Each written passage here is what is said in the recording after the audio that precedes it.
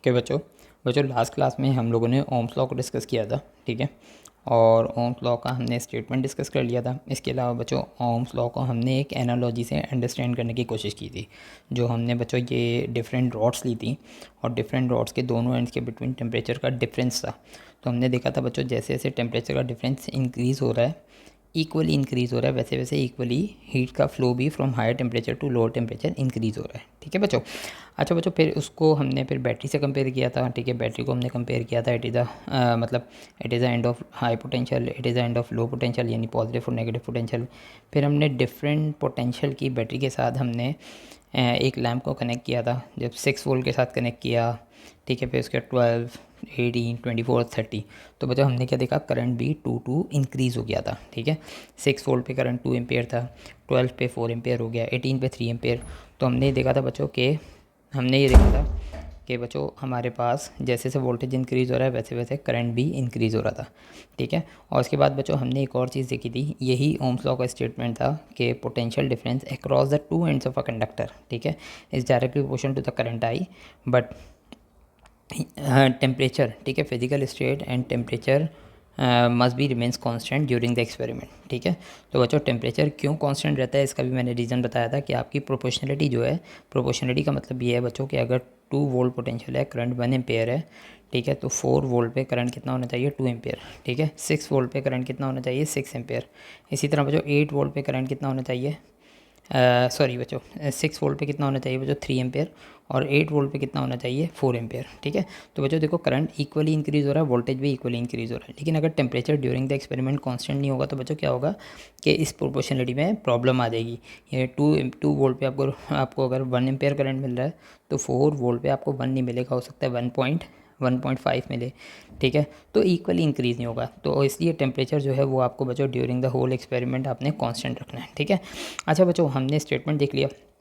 हाँ बच्चों, V is equal to आई, ठीक है, ये तो हमने देख लिया। और इस स्टेटमेंट को हमने ओम्स लॉ के स्टेटमेंट से मैच भी कर लिया। तो बच्चों जब भी प्रोपोर्शनलिटी की साइन हटती है तो क्या लगता है बच्चों, कांस्टेंट। और यहाँ बच्चों कांस्टेंट क्या है, आर, ठीक है। अब आर क्या चीज़ है उसको हम देखेंगे, इसको फर्दर हम कैसे लिख सकते हैं, आई आर, ठीक है बच्चों। ये ओम्स लॉ की फेमस इक्वेशन है। It shows the relation between potential difference across the two ends of a conductor, current which is flowing in the wire, और रेजिस्टेंस ऑफ द वायर, ठीक है बच्चों। ये रेजिस्टेंस जो है बच्चों, ये during the whole experiment constant रहेगी, ठीक है। अब रेजिस्टेंस क्या चीज़ है बच्चों, इसको भी देखते हैं। देखो बच्चों, ये कांस्टेंट कैसे है, अगर बच्चों इससे आप इसी रिलेशन से आप रेजिस्टेंस को सेपरेट करें तो क्या हो जाएगा, V अपॉन आई, ठीक है। तो बच्चों V को अगर आई से डिवाइड करेंगे तो रेजिस्टेंस आएगी। तो बच्चों यहाँ देखिए, पोटेंशियल को यानी कि 12 डिवाइडेड बाई 4 करें तो क्या आएगा बच्चों, वो आएगा 3, ठीक है, ये रेजिस्टेंस है। तो बच्चों अगर आप 18 डिवाइड बाई 6 करें, ठीक है, तो ये भी कितना आएगा, 3। अगर आप 24 डिवाइड बाई 8 करें तो बच्चों ये भी कितना आएगा, ये भी आएगा बच्चों 3, ठीक है। और बच्चों अगर 30 डिवाइड बाई 10 करें तो बच्चों ये भी आपका 3 आएगा। तो बच्चों ये जो कांस्टेंट आ रहा है ना, ठीक है, इसे हम क्या कहते हैं, रेजिस्टेंस ऑफ द वायर, ठीक है। बच्चों ये कांस्टेंट ऑफ प्रोपोर्शनलिटी है, इसके बारे में बच्चों बहुत डिटेल है, ठीक है, जो हम लोग वक्त के साथ साथ इस चैप्टर में डिस्कस करेंगे, ठीक है। लेकिन अभी सिर्फ कितना है बच्चों, रेजिस्टेंस ऑफ द वायर क्या होती है बच्चों। इसको अगर फिजिकली हम देखें तो बच्चों ये किसी भी वायर के अंदर अपोजिशन को कहते हैं, ठीक है। रेजिस्टेंस हम नॉर्मल लैंग्वेज में किसे कहते हैं बच्चों, जो अपोजिशन होती है ना किसी भी चीज़ के फ्लो में, उसको हम रेजिस्टेंस कहते हैं, ठीक है। इसी तरह बच्चों करंट के फ्लो में किसी भी वायर के अंदर जो अपोजिशन होती है, जो किसकी वजह से आती है, कोलिजन ऑफ पार्टिकल्स की वजह से, ठीक है। इंटरनल स्ट्रक्चर में जो आपके पार्टिकल्स होते हैं उनकी कोलिजन की वजह से, उसको हम रेजिस्टेंस कहते हैं। इसको हम और डिटेल में भी देखेंगे, अभी आप लोग सिर्फ इसको इतना समझे, it is the ratio of potential difference to the current I, ठीक है। अच्छा बच्चों, रेजिस्टेंस कांस्टेंट ऑफ प्रोपोर्शनलिटी, इसका थोड़ा मैंने आपको ब्रीफ किया, लेकिन ये आगे पूरे टॉपिक में चलती रहेगी, ठीक है। अच्छा बच्चों, इसका एसआई यूनिट क्या है, ठीक है, एसआई यूनिट क्या है रेजिस्टेंस का, ठीक है। एसआई यूनिट है बच्चों इसका ओम, ठीक है, ठीक है, इसका एसआई यूनिट है बच्चों ओम, ठीक है। ये ओम वॉज अ साइंटिस्ट, ठीक है। तो बच्चों इन्होंने रेजिस्टेंस पे और इलेक्ट्रिसिटी पे काफ़ी काम किया था। तो बच्चों इन्हीं के नाम पे इनका यूनिट रख दिया गया इस फिजिकल क्वांटिटी का, रेजिस्टेंस का। और बच्चों ओम को रिप्रेजेंट करने का सिंबल ये, ठीक है, एक ग्रीक लेटर है बच्चों, ये ओम को रिप्रेजेंट करने का सिंबल है, ठीक है। तो ये कांस्टेंट ऑफ प्रोपोर्शनलिटी है इस इक्वेशन की, ठीक है। और ड्यूरिंग द एक्सपेरिमेंट जो भी मटेरियल उसकी रेजिस्टेंस कांस्टेंट रहती है। इसका ऐसा यूनिट क्या है बच्चों, वो ओम है, ठीक है। और बच्चों ये होती क्या है, basically opposition for the flow of current, ठीक है। और अगर हम फॉर्मूले से बात करें, it is the ratio of potential difference across the two ends of a conductor and current है, ठीक है बच्चों। अच्छा बच्चों, ये हम लोगों ने देखा कि during the whole experiment resistance होगी, रेजिस्टेंस यहाँ क्या है बच्चों, कांस्टेंट ऑफ प्रोपोर्शनलिटी, ठीक है। तो बच्चों ये आपके पास फाइनली क्वेश्चन आ गई। ठीक है। अच्छा बच्चों, रेजिस्टेंस के बारे में थोड़ी सी डिस्क्रिप्शन है, इसको देखते हैं फटाफट। ठीक है, यहाँ देखें बच्चों। ठीक है, रेजिस्टेंस ये क्या बच्चों, आर कांस्टेंट ऑफ प्रोपोर्शनलिटी। ठीक है, और ये क्या बच्चों, सर्किट की रेजिस्टेंस है। ठीक है, रेजिस्टेंस ऑफ अ कंडक्टर है बच्चों। इसकी वैल्यू 4 फैक्टर्स पे डिपेंड करती है। ठीक है, नंबर वन ये किस पे डिपेंड करेगी बच्चों, टेम्परेचर पे। Number 2 length of a conductor पे। Number 2 cross section area of a conductor. और number 3 cross section area of a conductor. Number 4 nature of material. बच्चों वन बाय वन हम लोग सब देखेंगे। लेंथ पे और एरिया पे ये किस तरह डिपेंड करती है, इसको हम नेक्स्ट आर्टिकल में देखेंगे। ठीक है, टेम्परेचर पे किस तरह डिपेंड करेगी, और नेचर ऑफ मटेरियल पे ये हम लोग अभी देखेंगे। ठीक है, तो रेजिस्टेंस जो है बच्चों, टेम्परेचर पे और नेचर ऑफ मटेरियल पे किस तरह डिपेंड करेगी, इसको हम लोग अभी देखेंगे। देखो बच्चों, नेचर पे किस तरह डिपेंड कर रही है, नेचर ऑफ मटेरियल पे, इसको देखते हैं। बच्चों यहाँ क्या आपके पास बच्चों, आपने 2 वायर्स ली। ठीक है, दोनों वायर डिफरेंट मटेरियल की। ठीक है, और दोनों वायर के साथ एक लैम्प कनेक्ट किया सेम। ठीक है, 6 वोल्ट की बैटरी। ठीक है, तो बच्चों आपने देखा 6 वोल्ट की बैटरी का क्या मतलब बच्चों, दोनों एंड्स के बिटवीन पोटेंशियल डिफरेंस कितना है, 6 वोल्ट।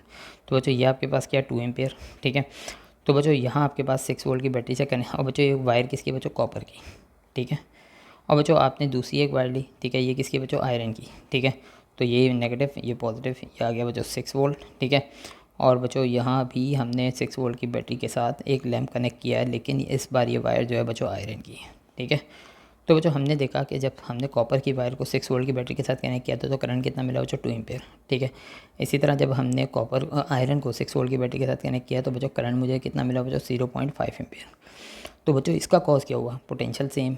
ठीक है, लैम्प सेम, वायर की लेंथ सेम, सब कुछ सेम, सिर्फ वायर की जो आपका जो नेचर ऑफ मटेरियल है वो डिफरेंट है, तो करंट बच्चों डिफरेंट हो गया। ठीक है, तो बच्चों ऐसा क्यों हुआ, it is only due to conductor. ठीक है, नेचर ऑफ मटेरियल। ठीक है, कॉपर की वायर की रेजिस्टेंस जो है वो कम होती है। ठीक है, मतलब opposition for the flow of current जो है वो कम होती है कॉपर वायर में, इसलिए करंट ज़्यादा है। इसी तरह बच्चों आयरन की वायर के अंदर रेजिस्टेंस जो है वो ज़्यादा होती है। ठीक है, तो इसलिए 6 वोल्ट की बैटरी कनेक्ट करने से यहाँ करंट कम मिल रहा है, क्योंकि position for the flow of current ज़्यादा है। ठीक है, तो बच्चों ये आप लोगों को आई होप बात समझ में आई होगी कि position for the flow of current यानी रेजिस्टेंस ज़्यादा होगी। ठीक है, रेजिस्टेंस ज़्यादा होगी तो बच्चों करंट जो है वो कम होगा, इन्वर्सली प्रोपोर्शनल है। ठीक है, करंट जो है वो कम होगा। क्लियर, और अगर कहीं करंट ज़्यादा होगा तो वहाँ रेजिस्टेंस कम होगी। आप इस एग्जांपल से प्रॉपर्ली देख सकते हैं, और इस एग्जांपल से हमने ये देख लिया बच्चों कि किस तरह जो है वो रेजिस्टेंस जो है नेचर ऑफ मटेरियल पे डिपेंड कर रही है। ठीक है, अच्छा बच्चों, अगर आप चाहते हैं कि आयरन की वायर में भी, ठीक है, आयरन की वायर में भी करंट कितना है, 2 एम्पियर। ठीक है, तो आपको बच्चों कितने पोटेंशियल की बैटरी अप्लाई करनी पड़ेगी, यहाँ पे कितना पोटेंशियल प्रोवाइड करना पड़ेगा। देखें भाई, सिक्स से कितना करंट आ रहा है, 0.5 एम्पियर। 12 से कितना आएगा, 1 एम्पियर। ठीक है, 18 से कितना आएगा, 1.5। और बच्चों 24 से कितना आएगा, 2 एम्पियर। क्लियर हो गई बच्चों बात। तो बच्चों अगर आप यहाँ भी चाहते हैं कि कॉपर वायर के इक्वल जो है वो करंट आए, ठीक है, तो यहाँ आपको 24 वोल्ट की बैटरी अप्लाई करनी पड़ेगी, और 24 वोल्ट की बैटरी ज़्यादा महंगी होती है, आपको ज़्यादा स्ट्रॉन्ग पुश देना पड़ेगा। क्लियर, तो बच्चों इसका मतलब कॉपर वायर जो है वो हमारे लिए फेवरेबल है, उसमें करंट को फ्लो करवाना सस्ता होगा, इसलिए हम लोग अपने घरों में कॉपर वायर्स यूज़ करते हैं। ठीक है, तो कॉपर वायर की रेजिस्टेंस कम होती है, करंट को फ्लो करवाना आसान होता है। आसान होने का मतलब ये है कि पोटेंशियल कम यूज़ होता है, और पोटेंशियल कम होगा तो हमारा बिल कम आएगा। ठीक है बच्चों, तो आई होप बच्चों ये बात समझ में आ गई होगी। बच्चों आगे चलते हैं इसको लेके। बच्चों मोर हम लोग रेजिस्टेंस के बारे में पढ़ते हैं। मोर रेजिस्टेंस, ठीक है, more potential will be use to overcome it. ये बच्चों अभी हमने देखा आयरन की वायर के अंदर 6 वोल्ट पोटेंशियल था तो 0.5 एम्पियर करंट था। अगर आप आयरन की वायर के अंदर अगर आपको 2 एम्पियर करंट चाहिए था तो कितना पोटेंशियल अप्लाई करना पड़ता, 24 वोल्ट। तो इसका मतलब ज़्यादा हमें पोटेंशियल अप्लाई करना पड़ेगा ताकि रेजिस्टेंस ओवरकम हो और करंट बढ़ जाए। ठीक है, तो इसका मतलब जितनी ज़्यादा रेजिस्टेंस होगी उतना ज़्यादा आपका बिल ज़्यादा आएगा। ठीक है, उतना आपके घरों का बिल ज़्यादा आएगा, क्योंकि ज़्यादा एनर्जी यूज़ होगी उस रेजिस्टेंस को ओवरकम करने में। जब ज़्यादा एनर्जी यूज़ होगी तो आपका बिल भी ज़्यादा आएगा। ठीक है, अच्छा बच्चों यहाँ क्या कहता है, resistance always remains constant at constant temperature for a particular material. तो बच्चों ये बात समझ में आती है, किसी भी पर्टिकुलर मटेरियल के लिए रेजिस्टेंस हमेशा कांस्टेंट रहती है। ठीक है, लेकिन टेम्परेचर कांस्टेंट होना ज़रूरी है। ठीक है, अगर टेम्परेचर कांस्टेंट नहीं है तो resistance with the passage of time change होती रहेगी, लेकिन टेम्परेचर कांस्टेंट होगा तो रेजिस्टेंस भी कांस्टेंट रहेगी। ठीक है, तो बच्चों इसके बाद नेक्स्ट में क्या है हमारे पास, यही बच्चों रेजिस्टेंस का resistance V = IR, Ohm's law बच्चों यही कहता है। ठीक है। और बच्चों आर किसके इक्वल हो जाएगा, वी अपॉन आई, ठीक है। तो बच्चों वी कितना है बच्चों, वी का पोटेंशियल क्या है बच्चों, वोल्टेज वोल्ट, और आई का यूनिट क्या है बच्चों, वी का ऐसा यूनिट क्या है वोल्ट, और आई का ऐसा यूनिट क्या है एम्पेयर, ठीक है। इसको बच्चों हम ऐसे भी लिख सकते हैं वी ए -1। और बच्चों इस चीज़ को हम लोग वोल्ट पर एम्पेयर को हम लोग क्या कहते हैं बच्चों, ओम। बात समझ में आ गई बच्चों, इसको हम क्या कहते हैं बच्चों, ओम। क्लियर हो गई बात, ठीक है। इसको हम लोग क्या कहते हैं बच्चों, ओम कहते हैं, ठीक है। वोल्ट पर एम्पेयर को हम लोग क्या कहते हैं बच्चों, एम्पेयर ओम, ठीक है।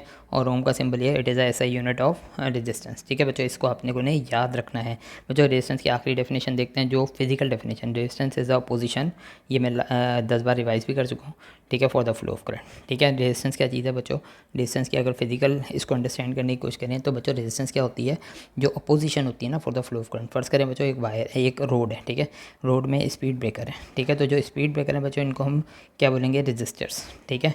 और बच्चों इन पे गाड़ी को या किसी भी व्हीकल को चलने की वजह से जो मुश्किल पेश आएगी उसको हम क्या बोलेंगे, रेजिस्टेंस, ठीक है। तो बच्चों रेजिस्टेंस क्या हो गई, यहाँ रोड के केस में रेजिस्टेंस क्या हो गई, resistance is a opposition for the motion of vehicle, ठीक है।